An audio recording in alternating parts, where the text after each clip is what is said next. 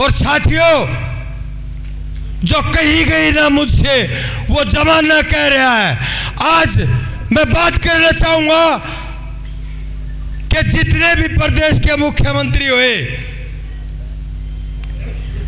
1 inch जमीन भी किसानों की हड़प करके किसी बिल्डर को देने का काम नहीं किया, चाहे वो किसी भी पार्टी का कोई भी मुख्यमंत्री हुआ।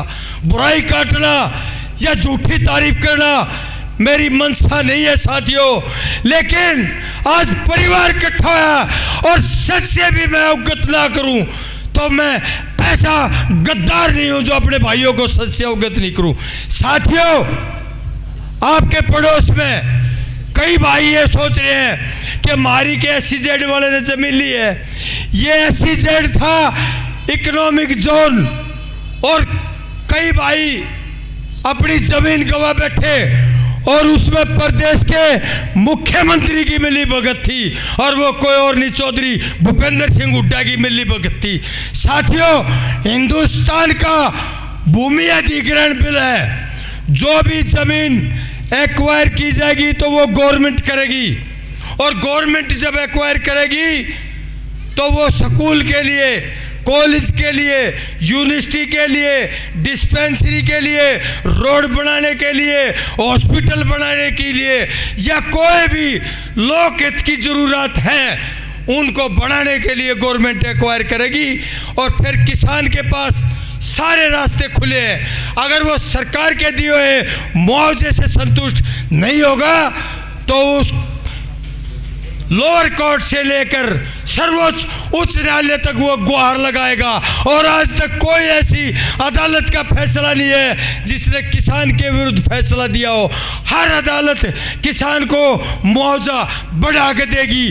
5,60,000 रुपये का रेट था। माननीय ओम प्रकाश चौटाला जी के मुख्यमंत्री थे जननायक चौधरी ओम प्रकाश चौटाला, जब भूमि एक्वायर हुई थी कसार की, और जो उस टाइम का उचित मुआवजा था 5,60,000 रुपये कसार के लोगों को दिया गया था।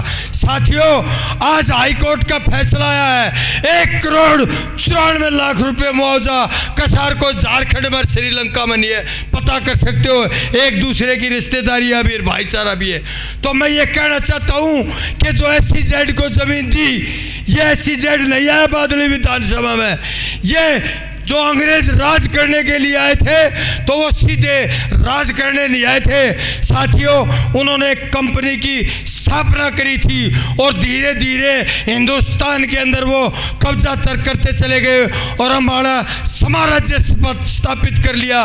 तो ये भूपेंद्र सिंह हुड्डा ने SEZ नहीं बल्कि ईस्ट इंडिया कंपनी की स्थापना बादली विधानसभा में कर दी है। लेकिन हमने भी ये संकल्प लिया है और चौटाला साहब के और भाई अभय सिंह चौटाला के संज्ञान में बात डाल दी है, और उन्होंने ये वादा भी किया है कि सबसे पहले भारत का जो भूमि अधिग्रहण की बिल है वो हरियाणा के अंदर लागू होगा, और जो ये जमीन हड़प करनी है, जो हड़प करवाने वाले हैं, जो हड़प करने वाले हैं, उनसे हिसाब लिया भी जाएगा और दिया भी जाएगा। वो सलाखों के पीछे होंगे। साथियों, जब कोई भी प्राइवेट कंपनी भूमि खरीदती है तो कोलैबोरेशन होता है, समझौता होता है किसान के और बिल्डर के बीच में। कौन सी कंपनियां जो यहाँ प्लॉट काट कर बेचेगी, डेवलप करेगी, इंडस्ट्री के प्लाट बेचेगी, ये भारत की संविधान प्रक्रिया। हूँ तो मैं 10वीं फेल पर पढ़ू हूँ सारी रात, और बॉडी का थारा वो है, बॉडी का नरेश सुथारा भाई। जब भी कोई जमीन लेगा प्राइवेट बिल्डर या प्राइवेट कंपनियां, तो उसको अनुबंध होगा, और प्रति एकड़ 262 गज जमीन किसान की जमीन की रेशों के आधार पर बिल्डर को, किसान को जीविका का साधन देना पड़ेगा। साथियों, अब एक नेता के पास, मैं कांग्रेस पार्टी के पास गया, मैं चौधरी साहब कमीशन तो खा लिया, जमीन तो धड़ में धरती रिलायंस साढ़े के, और उसने योजना भी बदल दी। नूलिया तू घड़ा लीडर क्यों बना है, तू पाला तो था बेगया गड़ता ही और तू मारता ही भी आके दिखाने लग गया।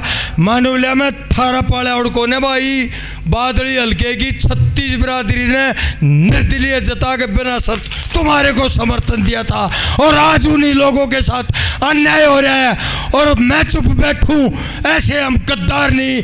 मेरी रगों के अंदर गुड़िया खाप और रोहतक जिले की स्वतंत्रता सेनानी और सूरवीर और सैनिकों खून है। चाहे 100 के 30 हो जाओ और देश लकड़ा काले पानी की सजा सुना दिए, टिकट को ठोकर मार के थारा भाई उनके ऊपर को विचार में टिकट लिया था कांग्रेस का चैलेंज देके और ठोकर मार के, और मैंने देखा 9 महीने के अंतराल के अंदर मैं अपने घर बैठा रहा और घड़ी गाड़ी गए जंग लग गए और बंद मकान में लेवड़े बैठे और गाड़ा बैठे लोड लीडर के फूल लाग जा।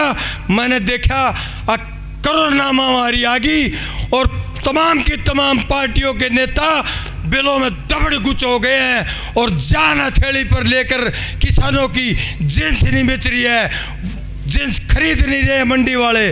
तो मात्र एक ही नेता समूचे भारत और हरियाणा प्रदेश के अंदर मंडियों के अंदर गया, कोरोना की परवाह ना की और जान हथेली पर लेकर किसान की फसल खरीदने के लिए सरकार को भी मजबूर कर दिया और आढ़तियों को भी मजबूर कर दिया और किसानों को राहत दिलाने का काम किया।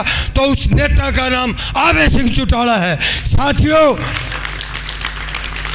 जब किसान आंदोलन शुरू हुआ तो पंखे, चारपाई, कूलर, वाटर कूलर किसान भाइयों को ठंडा पानी पीने के लिए और 2 हॉस्पिटल अगर खुलवाने का काम किया और किसान भाइयों की आवाज़ बुलंद करने का काम किया और किसान भाइयों से कंधा मिलाकर उनके साथ देने का काम किया। और हरियाणा विधानसभा में जब पटकथा लिखी जा रही थी भारत सरकार को समर्थन देने के लिए, अगर किसान की आवाज़ बनकर, कुंदन बनकर किसान की आवाज़ उठाने का काम किया तो वो कोई और नहीं, कांग्रेस पार्टी। जब पटकथा लिखी जा रही थी तो वॉकआउट करके भाज गई थी। आप सब भाइयों ने टीवी पर लाइव चलता है, तो अगर किसान का साथी बनकर उसके कंधे से कंधा मिलाकर उसकी आवाज़ बुलंद करने का और उसको आंदोलन को मजबूती देने का काम किया तो उसका भी नाम साथियों आपका भाई और बाप बेटा आबे सिंह चौटाला है, कोई और नहीं साथियों। तो आज साथियों मैंने भाई साहब के संज्ञान में बात डाली है, बोले भाई ये राजकाज की बात हो है, एक आदमी तक ये संदेश पहुंचा दो बाजार में ही नहीं, हर गली कूचे, हर मोहल्ले और हर गली एक किसान के अंदर कि तुम शांति से मत बैठो। आज बादली हल्के के 20 गांव की जमीन गई है, ये ईस्ट इंडिया कंपनी है। अगर बताते थे यही किताबों में नहीं पढ़ा, मैंने लोगों की जुबान से सुना था कि अगर टिड्डी आएंगी तो फसल को खा जाएंगी और अगर भूपेंद्र सिंह हुड्डा सत्ता में आएगा तो पूरी हरियाणा की जमीन खा जाएगा। अब की बार बादली में नहीं साधेगा साथियों। तो मेरा नम्र निवेदन और आग्रह ये है कि मेरा कोई हक तो नहीं था, आज यूथ की मीटिंग थी, अपनी प्यारे प्यारे बच्चों ने आग्रह किया और मेरे को आना पड़ा। तो मेरे पे है तो बहुत सारे मुद्दे, दिन काट दूंगा, लेकिन और भी साथी हर समय का अभाव है। आपने जो 12 बजे से यहाँ बैठे हुए हो, मैं आपका दिल की गहराइयों से हाथ जोड़कर शुक्रिया अदा करता हूँ। आप सब भाइयों की वजह से आज का प्रोग्राम कैंसिल हुआ है। मुद्दे मेरे पास 10-12 थे, लेकिन मैं अपनी वाणी को विराम देता हूँ। कदे नू भी मत सो गई, छक लिया था, ज़्यादा डट गया, दिन काट दूँगा, लेकिन भाई समय का अभाव है। और बहुत ही आप समूचे पंडाल की तरफ से, झज्जर जिले की तरफ से और बादली हल्के की तरफ से, समूचे नौजवान साथियों की तरफ से, अपने चाचा ताऊ बुजुर्ग और भाइयों की तरफ से अर्जुन चौटाला जी का यहाँ पधारने पर दिल की गहराइयों से अभिनंदन और स्वागत करते हैं। जय हिंद।